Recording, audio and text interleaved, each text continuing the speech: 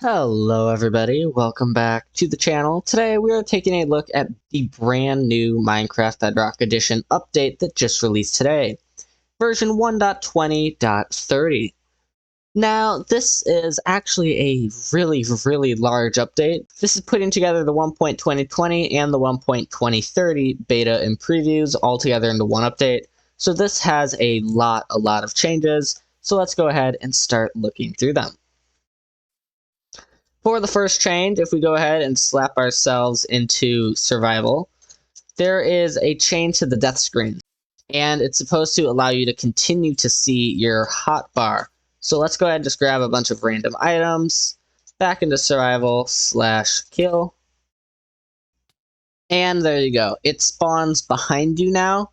It was a little messed up. I had to turn off my texture packs.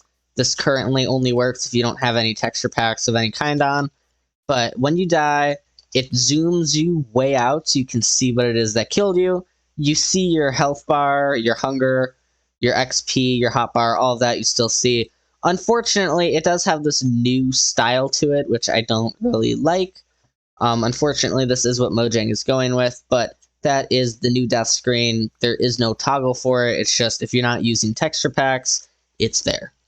Moving on from the new death screen, crawling has officially been added. It is no longer under an experimental toggle of any kind. Just flip the trapdoor and you enter crawl mode. You can crawl in spaces that are 1 block of height. Any more than that, you'll be put into the crouching, and then, of course, normal walking if it's large enough. Also, Swift Sneak 3, actually Swift Sneak of any level, if it is on your pants, while you are crawling, it will play effect. This is crawling without the enchantment, and this is as soon as you equip the enchantment, so you do get a major speed boost. Next up is going to be recipe unlocking. This is actually a toggle, so you can turn this on or off in your worlds, depending on whether you actually want it. But pretty much what it is when you obtain a new item, the crafting recipes will appear up in the top right corner of your screen. If we go ahead and make a crafting table real quick, you can see everything that we have access to. These are here because I grabbed them from the creative menu, of course. If we go ahead and grab another piece of wood, we can go ahead and see what we can make here. So with planks, it shows we can make sticks.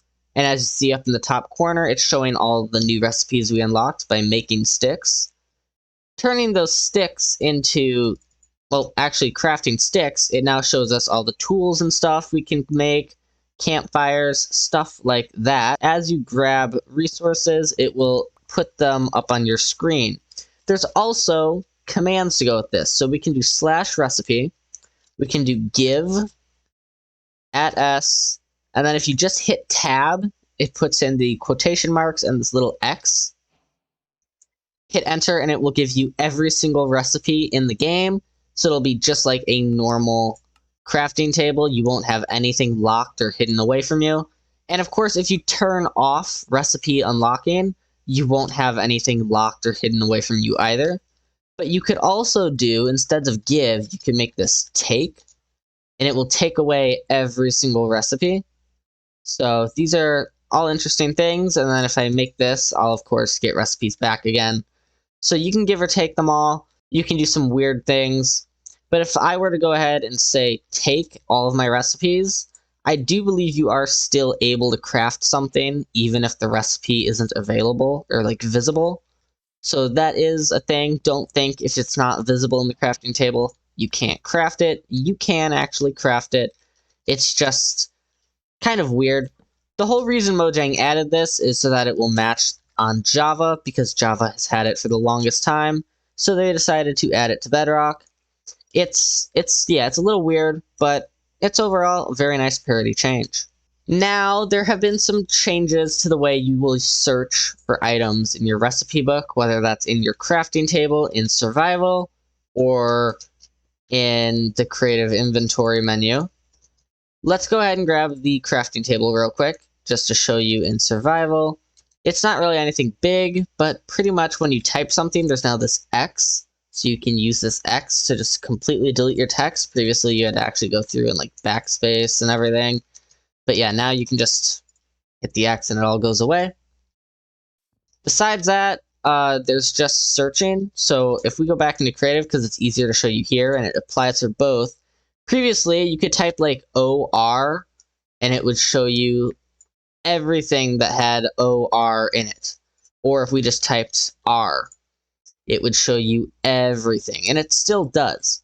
But searching is now based off of the first 3 letters. So if I typed TOR, say I'm looking for a daylight detector, it ends in TOR, but it's only going to show me things that start with TOR. For instance, torch, redstone, torch, detector, rail. Things that start with these words, and honestly, it's all in all kind of weird. Because a redstone torch that TOR is like towards the end, it's a little weird. Comparator, it's at the end. So I don't know why you wouldn't just have daylight detector here as well. But yeah, this is the way Mojang's decided to do it. So if you can't find something while searching, try spelling it from the beginning of the name rather than the end. Moving on to the next change, which is one I am actually incredibly excited for. If we do /game rule do daylight cycle true. Okay, so now we can do /time set night. As I'm sure you know, you can get in a bed, you can sleep the night away, and that's just how that works. But if you had friends in your Minecraft world, you couldn't actually sleep away the night, and it was really annoying. Well, now you can do /game rule player sleeping percentage.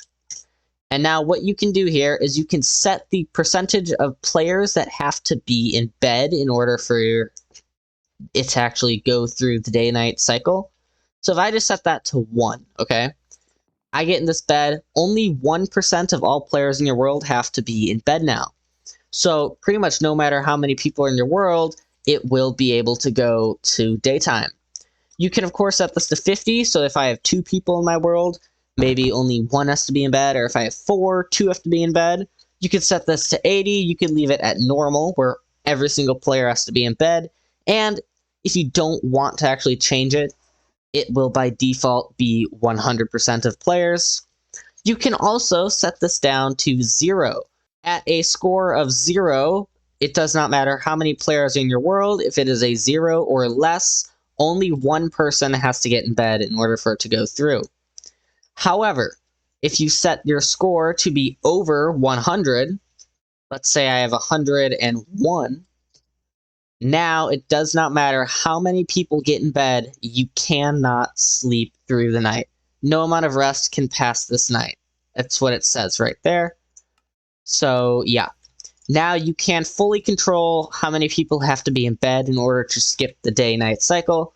And the best part is you don't need to turn cheats on in your world for this. This will work 100% without cheats, allowing for you to be able to do literally anything you want when it comes to your Minecraft world.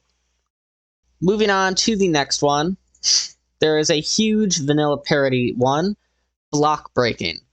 They have adjusted the time to break over 188 blocks to match how it is on Java. Some blocks couldn't be changed for technical reasons. Obsidian was left unchanged because they're still deciding what it should have been.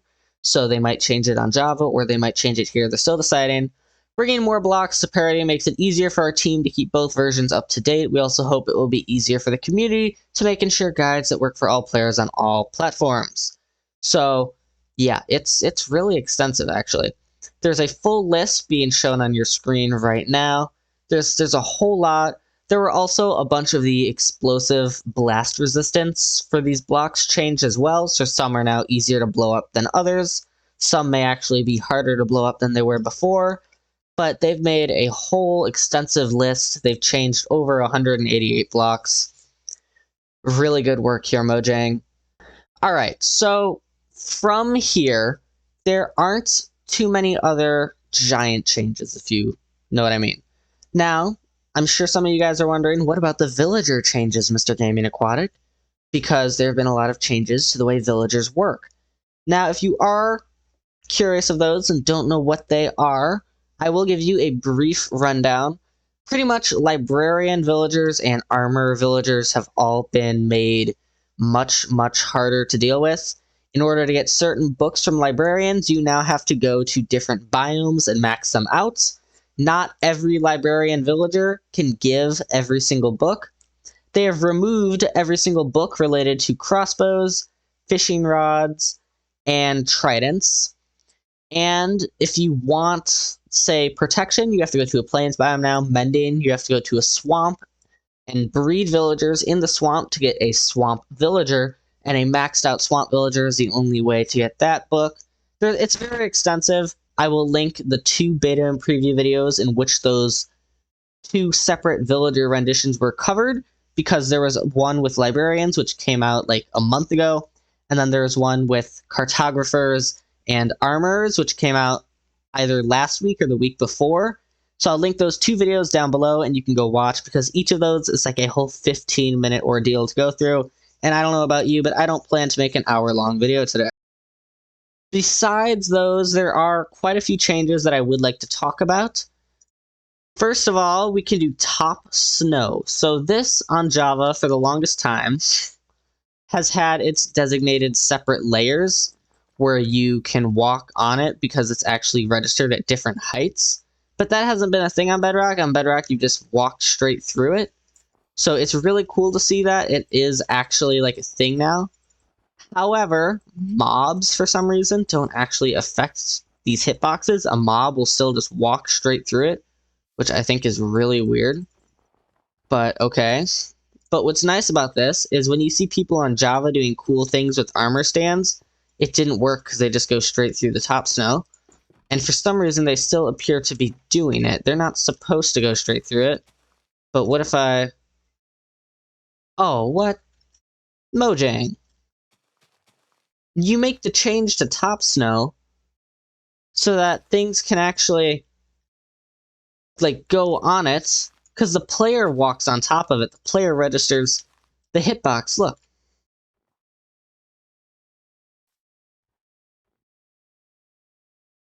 Like, I'm actually going up. But the armor stands and normal mobs still just go through it? Oh, actually, never mind. Oh. Okay, that's really weird, because it doesn't go all the way down through it, but it doesn't sit on the top. Okay, Mojang, you did good, but at the same time, I'm really confused as to why you did it like this. Pretty much, yeah, you can now actually walk on these. It registers as height. Yeah, there's that change. I was actually really excited for that one. These are like my top 3 changes in this update. Beyond that, there's a bunch of random little ones. Like villagers can no longer get a profession while they're in bed. Potions are no longer thrown backwards when looking up. It was just a graphical bug. It didn't actually break anything. Oh, loyalty tridents now have the right sound. Missing thorns damage sound was added. The sound when someone takes thorns damage was added back. Anvils will now make the right sound again. How did you guys mess up the anvil sound? It's very iconic. Everybody knows that sound. It'd be very hard to mess that one up, Mojang. Come on. Conduits will now play a deactivation sound. Pretty much everything has new sounds now. Then there's all the villager trades. Now, this one actually, diamond ore, okay? I'm sure you all know what this stuff is. I'm sure you all really love this stuff. You all want a whole lot of it. It is now more common in the Minecraft world. So when you go mining, you will be able to find more diamond in the deeper parts of your world. So you're not going to be able to find it in the stone areas very easily, but you will find a lot more deep slate diamond ore, which honestly is probably the way it should have been from the get-go at 1.18, because it's been really hard to get diamonds since then. Very, very rare ore this has been. Other than that, though, they fixed crashes that could occur. They fixed servers being unresponsive when players were surrounded by ghasts stuck in lava. That's very specific. Placing one item of an item stack into a full stack of the same stack no longer causes the game to crash. That hurts my head to read, Mojang. Fixed world downloads from realms not loading packs correctly. They improved mouse inputs, and there is actually a brand new setting. I believe it's under video. Oh, the new "You Died" screen is actually able to be turned off. It didn't say that in the changelog, but it is. It's right there, actually. But they added in a brand new setting in here. It should be called low latency, and I'm not sure what it's going to be under, but pretty much what it's supposed to do is make your input much better, but it could cause a bit more lag on lower end devices. Maybe I don't have it because my device... Oh no, improved input response, right there. Reduces the delay between input and what you see on your screen. However, it may use more battery, and if your device is not high enough end, it may cause a bit more lag. But yeah, it does. It's supposed to give higher response. And let's see if I feel a difference when I turn this back off. Honestly, it feels the same to me, but I don't know. Now, there are two more things I would like to talk to you guys about. First of all, Skulk vibrations. There are over 50 new Skulk vibrations that have been added. So there are a whole bunch more things that can be detected by Skulk sensors. All of these are, of course, up on your screen at the moment. And then after that, first of all, I am going to link the changelog down below because I'm just covering the big things, in my opinion. I cover all of these in the beta and previews when they first come out, and if I were to cover every single feature in a big video, that would be like an hour-long video. So, of course, if you want, you can go ahead and watch back through some of my beta and previews to see all the finer details. You can go read the changelog. A lot of them are just bug fixes, things that did work and got broken and they fixed, like audio. There were over 50 audio changes. But the one real big thing I want to talk to you guys about, which I was not expecting, but I should have seen coming, up on your screen right now, the minimum supported mobile hardware as Minecraft grows.